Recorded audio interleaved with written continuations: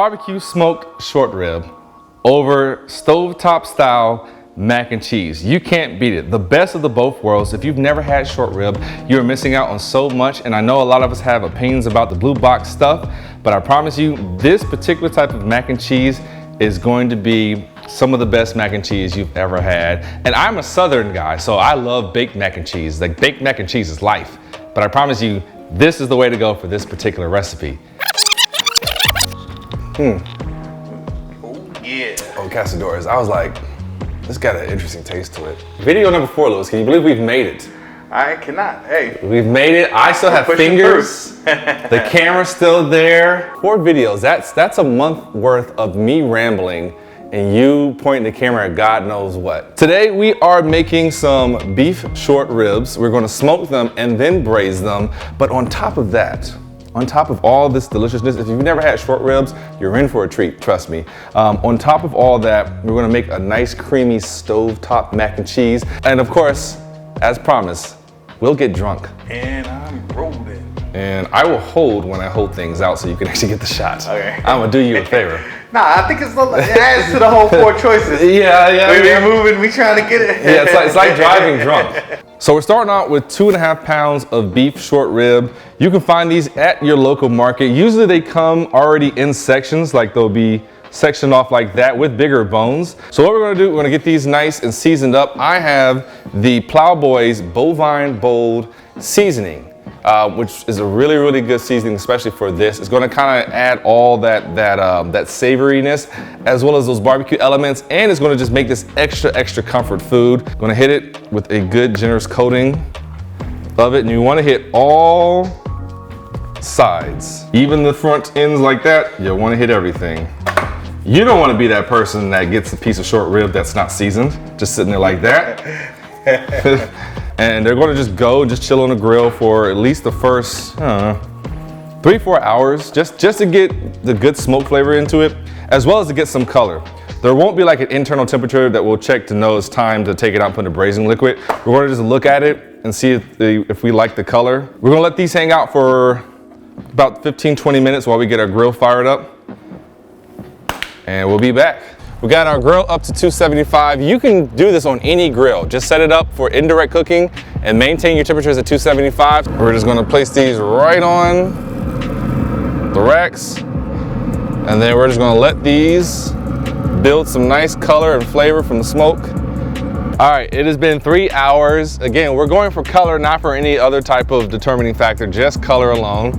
And so looking at them, this is exactly what I want to see. Some of the meat's coming off the bone, smells awesome. So we are going to take these and just transfer them here because we're going to put them in our braising liquid. And then we're going to take that same pan that we put these in with the braising liquid and we're going to put it right back on the grill. And we're going to let them go until they become nice and tender. We got our short ribs off the grill. We're going to get ready to make our braising liquid. 4 cups of beef stock. Pour that into a pan. This is what's gonna really help break down our short ribs. It's gonna add some awesome flavor to it. To that, we're gonna add 2 cups of red wine. Now, you don't have to go crazy and be expensive with it, but you should definitely get a wine that you at least wanna drink. Make sure it's a good year, you know. Yeah, it's very important. Yeah, you don't want one of those smoky years where everything was on fire up in Napa. So I've got 2 cups of a red wine that I'm just gonna pour in here as well. And now we'll start adding some other things. So, I've got a 6-ounce can of tomato paste. We are gonna add that in here. I know that red wine's about to end up in my belly. Well, a lot of things are in my belly, my quarantine belly. We've got that in there, and so what I wanna do real quick is just take a whisk. You can use a fork, but I finally have my whisk. And we're just gonna kind of break it up in here. It's not gonna be perfectly dissolved, but I just don't want it to be one giant clump. We're gonna add our vegetables. 3 carrots, peel them, dice them, and I'm leaving these chunky. I don't want them fine because we're not eating these vegetables. We're just using them to add flavor. We got our 3 stalks of celery. We've got our onion. Let's put our 8 cloves of garlic in there, and I just kind of lightly smashed them. I took them out of their peels. We'll kind of just spread that around. We've got 1 bay leaf that we're gonna put in here, and then 2 sprigs of rosemary that I'm just gonna set on both sides. I'm going to take my Cattleman's Trail Dust, which is just an all-purpose seasoning. I just like the coarseness of it because it's just gonna add, you know, just a fun little, just a lot more flavor to it. So I'm gonna add maybe 2 tablespoons of this. This is looking good, so let's get our short ribs in here. Yeah. Put them right in. Make sure they're getting right in that liquid. They don't need to be fully submerged, just, you know, kind of halfway up it. We got everything sealed up. We're gonna put it back on the grill, still at 275. We're gonna let it roll for like another hour. We'll check it just for tenderness, and then we'll check it again after another hour if it isn't ready yet. I'm feeling pretty good about it being around 2 hours to be done, but we'll see. But either way, control your fire, and this is gonna be one amazing meal. We've taken our short ribs off the grill. It took a lot longer than I expected it to take, but it's okay because every cut of meat is very different. And again, go by your own thing. If you want it even more tender, like to the point where it's just completely falling off the bone, you can go by that. Or if you want a little bit more bite, you can absolutely do that as well. This is up to you. Cooking is an art. This braising liquid, don't throw it away. It is some good stuff. All those vegetables, all those seasonings, everything, we want to capture that. So what I've done is I took it, I ran it through a strainer into a bowl, and then I took that bowl of just juice with no vegetables. I put it into a pot back there, and I have it on a simmer right now because I'm trying to reduce it by half. What we're gonna do right now is get ready to make the mac and cheese, which is the fun part because you and I are making this together, hopefully for the first time. There are 1,000 mac and cheese recipes out there. I've probably made 100 of them. In fact, I don't think I make the same mac and cheese recipe every single time. I'm probably gonna put you onto some things that you didn't even know was in your mac and cheese, but I'm promising you it's gonna make it even better. So, with this recipe, we're gonna start with 7 ounces of pasta, and I am using fusilli pasta instead of your typical macaroni because I like the way this holds onto the sauce and also the meat once we shred it and put it on top. So I've got 7 ounces of this, and this is where you wanna have a good food / kitchen scale. So I've just got a simple one right here. You can pick this up at your local Target or Amazon. I don't have any heat on this pan right now, so I'm just gonna put it in here. I'm gonna spread it out. I'm gonna add chicken broth for flavor. The idea is just to cover the pasta up enough to where it's barely submerged. And now that we have this here, we can turn our heat on, and we're gonna turn it on to a medium high. So at this point, we're gonna let it come to a simmer, and then we're gonna take just a spatula or a spoon or whatever you have in your kitchen. We're just gonna kind of just keep stirring it continuously until all the water is absorbed. I'm feeling pretty good about this. So to this, we're gonna add 7 ounces of evaporated milk. Now, let me just point out real quick. Evaporated milk, don't get the sweetened kind. Otherwise, you're gonna have some type of crazy dessert mac and cheese. So make sure you're just getting regular evaporated milk for this particular recipe. And we're just gonna wait for it to come up to a simmer, but I'm also going to lower the heat just a little bit. And so what I'm gonna do now is I'm gonna add some freshly shredded cheese. Do not use the pre-packaged stuff. I promise you, if you do that, it's gonna be a very weird experience for you. It's not gonna melt right. It's gonna do so many things because it has the anti-caking agents on it, and it's just not gonna work. So shred your cheese freshly. So what I have here is just some sharp cheddar.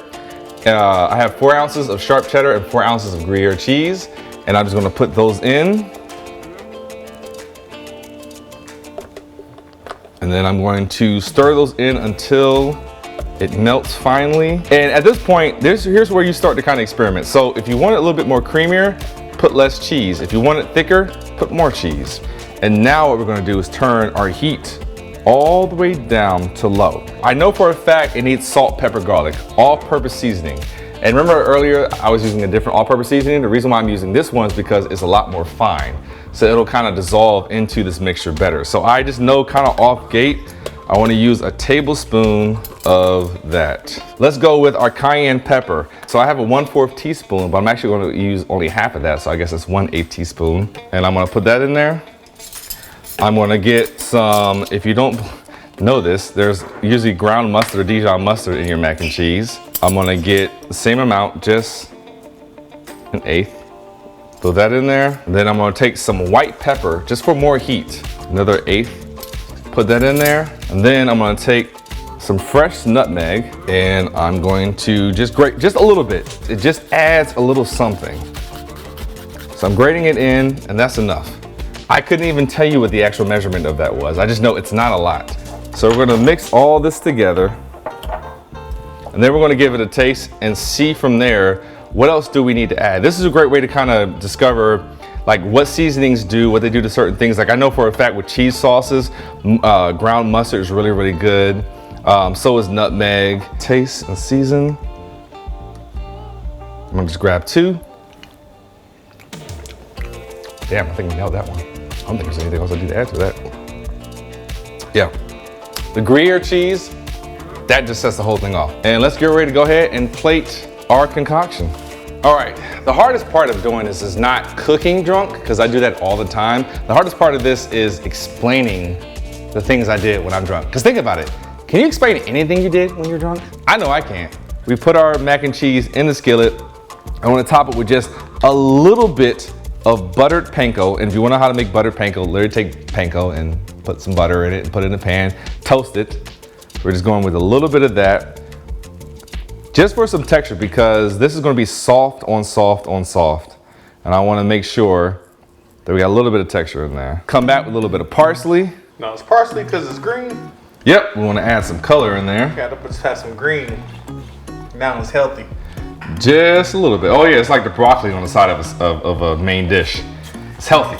At least it gives the appearance of health. We're gonna take what we've been working on all day, our short rib, and we're just gonna just put it right on top. And then let's take a little bit of our sauce that we were reducing in the back. Just a little bit of sauce on top. Boom, short rib, mac and cheese. And then I'm gonna get Tristina to try some with me, but let me make sure that there's no poison in this.